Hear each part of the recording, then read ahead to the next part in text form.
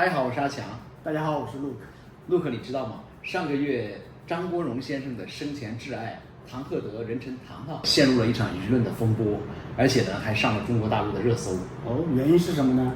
因为这个糖糖被疯传与一位姓史的男子互动亲密，而且的话呢，两个人还拍了大量的像我们这样头贴头的亲密合影。私密照吗？私密照完散是吧？所以对方的话呢，更疑似在他的手上刻了这个糖的这个纹身，还有刺青，也有可能是贴纸。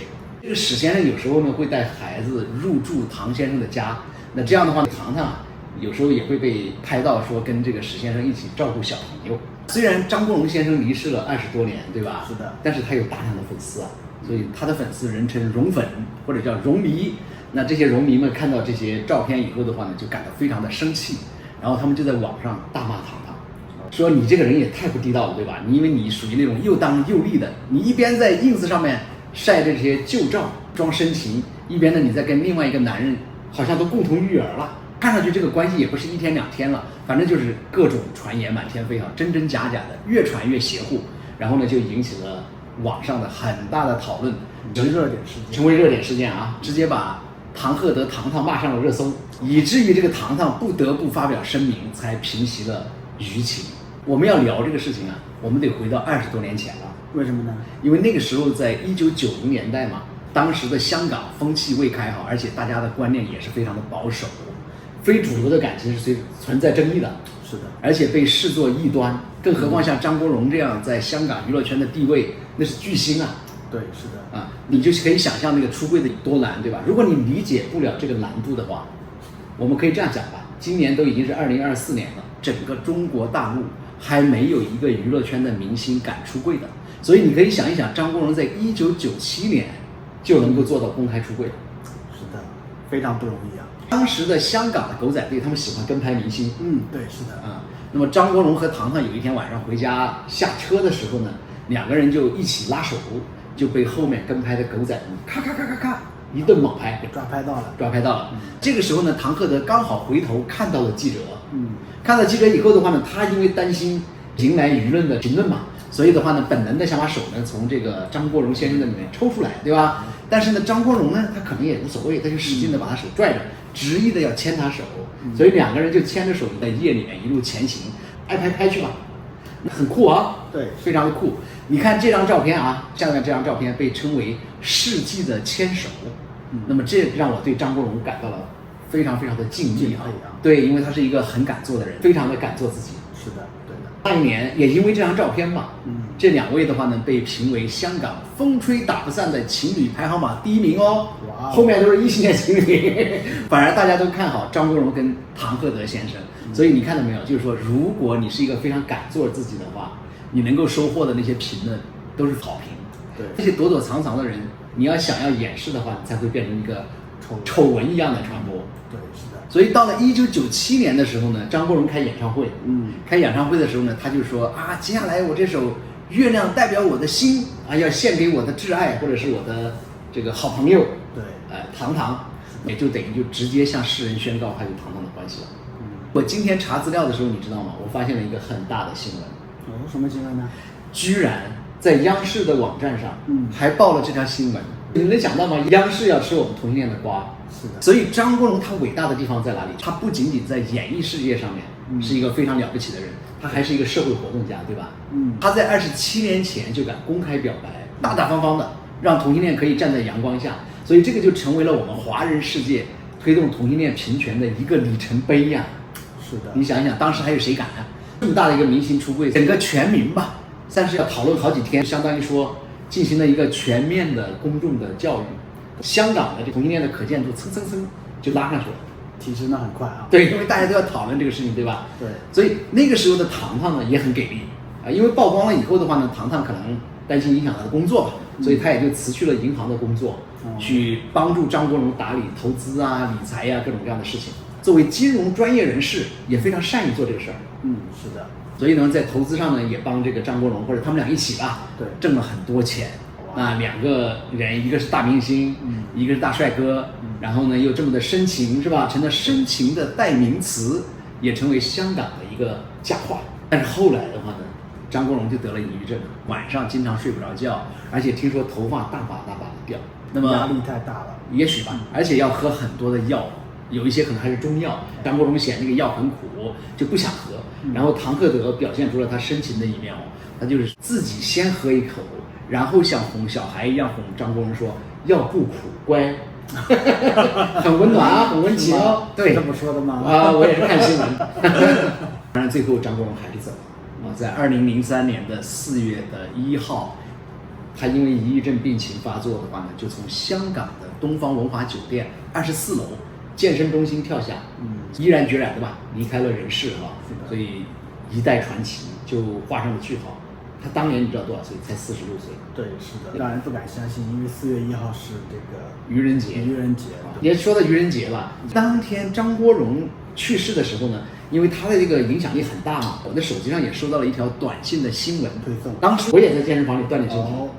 我收到新闻以后的话呢，说张国荣跳楼自杀了，然后我就说，哎呀，张国荣跳楼自杀了。我跟旁边正在锻炼的一个女生这样说，她说阿强跳楼自杀了。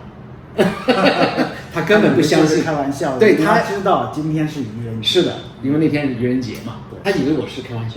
对啊，所以2003年的时候，你知道，因为香港也经历了这个 SARS 的疫情啊，因为有很多人因为 SARS 离世了，然后整个这个城市里面笼罩着一份这个悲凉的气氛。巨星张国荣又跳楼自杀，对，所以这个呢就又平添了给这个城市啊多了一份难过。是的啊，我们在媒体上看到唐鹤德是一夜白头啊。他在张国荣的棺木前一反平常的稳重内敛，一声接一声的呼喊说：“阿仔，你不要走，阿仔，你不要走。”所以我每次念到这里的时候，我还挺难过的。是，我也很感动。而且他送给这个张国荣的挽联上写着：“天长地久有时尽，此爱绵绵无绝期。”在张国荣的遗体火化的那一刻啊，这个堂上终于崩溃了，嚎啕大哭啊。所以每一次我看到这些资料的时候啊，我还是很感动的。因为我们自己也是同性恋，所以我们天然的就对这份感情多了一份共鸣吧。而且2003年的时候呢，唐唐作为挚爱，在张国荣的葬礼上，比如说他怎么排序啊，以什么样的身份出现呢，都是香港的媒体公开讨论的一个话题。因为当时我已经开始做志愿者了，我也就对这些话题呢就特别的关注。在张国荣去世的前10年里面，唐唐这个人呢，他一直比较低调。偶尔的话呢，去参加张国荣先生的去世的纪念活动啊，跟粉丝们见面呐，所以在大家的心目当中，那唐唐是一个深情的代名词啊。你看他当时也无儿无女的，也不婚不恋的，对吧？因为也没结婚，也没找这个其他新的对象，一副很深情的人设。因为也没有情感寄托，没有人相伴，活在对爱的这个回忆里面，这很符合这些腐女们的想象，是不是？他们很想要磕 CP 嘛。而且也有很多的同性恋，因为被世俗和偏见所压迫的话，他们也喜欢把唐唐的这种深情的人设摆出来。如果你敢说我们同性恋滥情，不会啊，我们还有唐唐，哥哥都已经去世很多年了，你看他都没有找别人，所以呢，这就变成了一个投射，对吧？所以你看那些粉丝们，他们爱的是那种患难见真情的小唐经理，因为唐唐原来做这个理财的经理嘛，而且是那个哥哥一提起来就甜蜜到化的唐先生，而且是那个像主次的一个礼物一样，是吧？因为这都是张国荣生前提到的嘛，是那个挚爱，是哥哥走之前最放不下心的人。所以呢，粉丝们隔着滤镜给唐唐加了很多的戏，因为他们是自己的投射嘛。对，但我就唔明點解你中意佢。我中意佢因為佢好，佢好人，佢好對我好，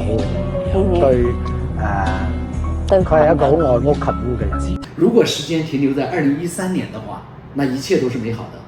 蓉粉們跟唐唐大家相安無事，可是時間永遠不會為任何人停留的，因為有龐大的這個蓉粉這樣一個群體，所以張國榮的這個相關周邊呢，一直是非常不錯的收入。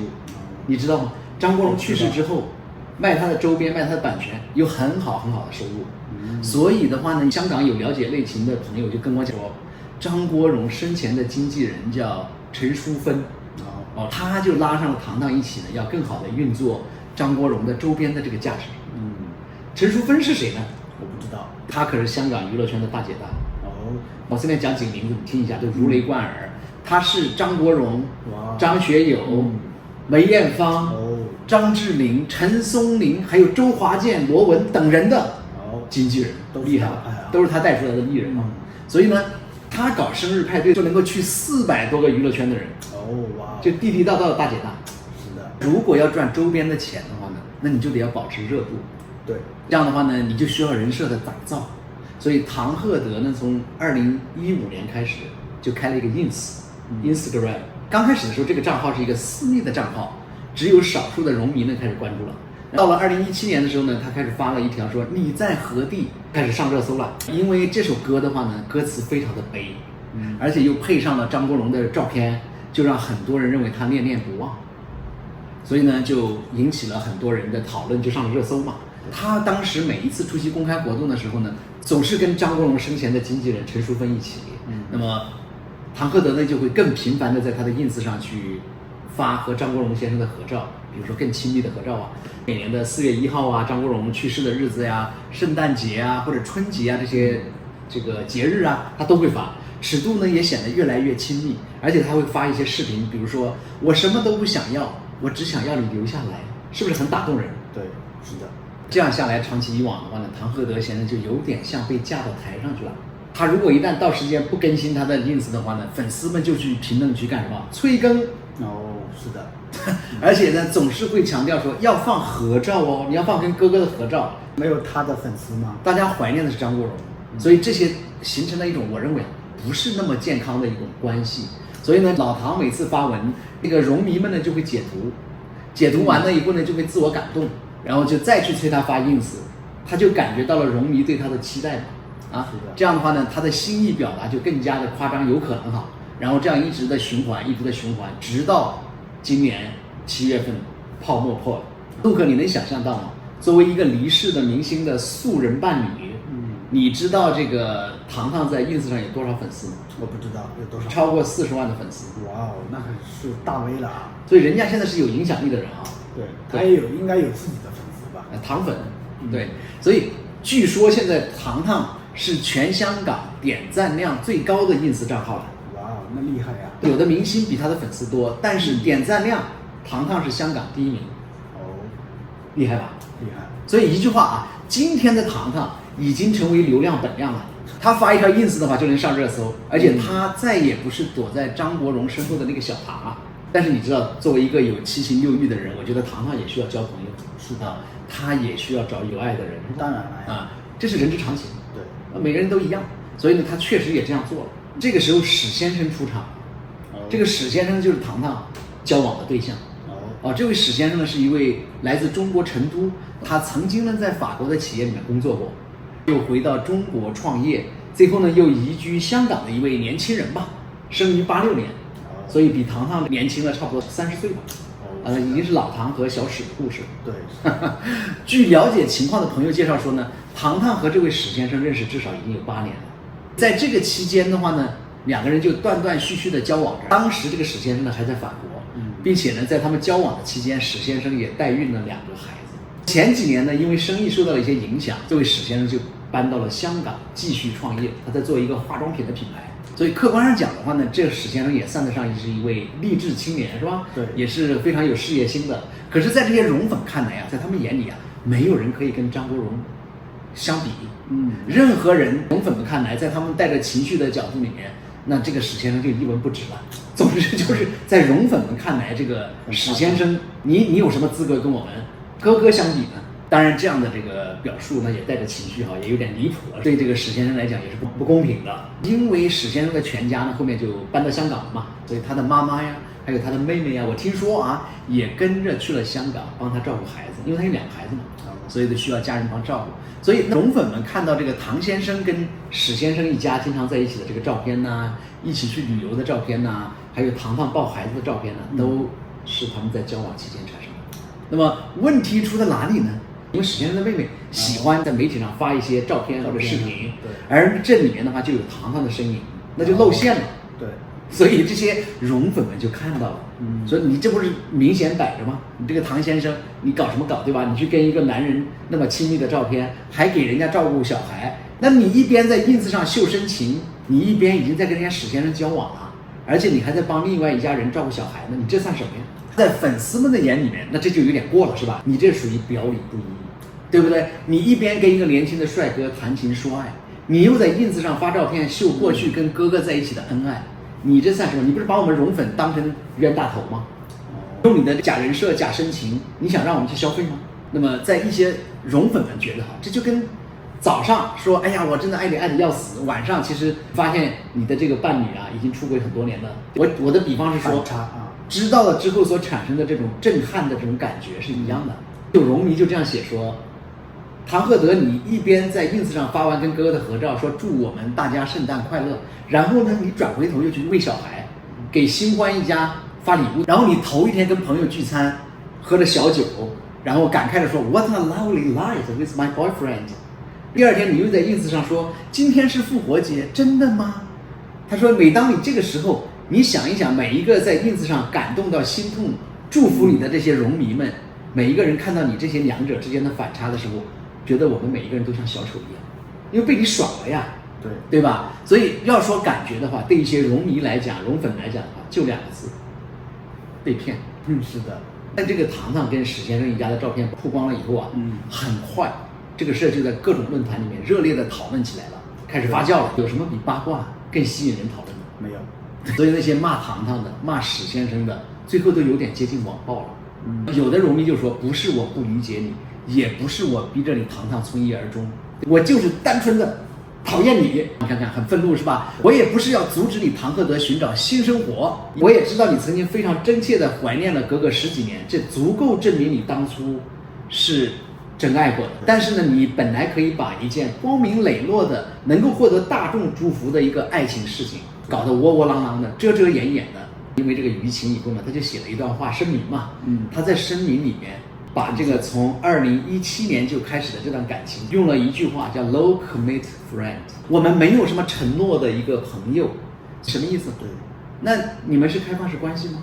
还是你们是炮友吗？不理解。蓉粉们又开始揣测和去想象了哈。另外一些朋友们就感觉说，你怎么有点敢做不敢当呢？你口口声声说让我们蓉迷们去延续哥哥的真善美，可是我们都延续了，可是这个真你做到了吗？在强哥看来，糖糖作为一个现代人，当然他没有必要去立一个贞节牌坊。对，那我们不能像古代人一样要求真干。当然，如果你要让别人立贞节牌坊，那这就是道德绑架。但是呢，这件事让他形象受损的之处在于呢，你不能立一个假人设，你不真实，对不对？也许他并不想斩断和张国荣的链接，毕竟他跟哥哥在一起的时候，那是他生命当中的高光时刻，是粉丝们的关注点，而且呢，作为张国荣先生未亡人的这个标签，那是很强大的。当然也有可能我们揣测啊，这个周边的这个生意也是一个好生意，那也许他可能想要这个挣更多的钱，我们不知道，也许吧。他越是要享受现在的生活呢，越是要在网上宣泄自己的深情，最后这就变成了像一场什么呀，盛大的表演。真的是像表演一样。你除了吸引所有的粉丝跟你共情啊，而且他自己也在这个反复的暗示自己，他没有忘记张国荣，他想要表达是在怀念张国荣。但是很多粉丝把对张国荣的爱过多的投射到了糖糖的身上，所以也让糖糖呢承多了很多不应该他承担的角色。所以这个深情人设的这个泡沫的破灭啊，可能的好处是什么呢？就是自此之后，无论在大众的层面或者是粉丝的层面里面，可能张国荣和唐鹤德这两个人就不用再那么绑定在一起了。毕竟张国荣先生已经去世20多年了，对，不要每次提到唐鹤德的都是把张国荣给他绑在一起。当然这个过程里面有唐鹤德先生自己的一些刻意的一些东西在里面，对吧？那个 ins 上发合照总是不停的发，那所以这也是一种刻意的绑定。也许吧，糖糖他可以自由自在的过一个素人的生活了，从此啊，但是他是唐鹤德，他可以活出自己的独立的人格。对，但是呢，如果你看他的那份声明的话呢，既承认了事实，又伤了荣迷的心，也让人觉得他这个深情人设呢不那么真实。你看他连那个理直气壮的承认曾经有过新的关系都不敢，就显得有点懦弱。我不是一个荣粉，我也不是一个糖粉，我在看他这个声明的时候，我作为一个同性恋，我有点生气，就是他给我的感觉就不太敢当。我关注张国荣是因为人家在1997年的时候就公开的把同志感情拿出来讲的呀，所以这个背后我们投射了我们的觉得说，哇，这是勇气，这是力量，这是给我的鼓舞。而我在糖糖身上看到的是什么？看到是懦弱，是不敢当，是逃避，遮遮掩掩，所以这个就有点南辕北辙了。当然了，所以Luke我们两个也不是当事人，咱们两个了解的信息也是比较有限的，也有可能有一些信息跟事实之间是有出入的。我们也是基于这些信息来做的一些评论哈。我觉得无论如何，今天的糖糖他也不是小糖了，他是老糖，对吧？年龄已经超过65岁了。我觉得我们应该祝福每一位敢爱敢恨的人去追求他自己想要的幸福。我们希望每一位朋友都能够勇敢的追求你的爱情。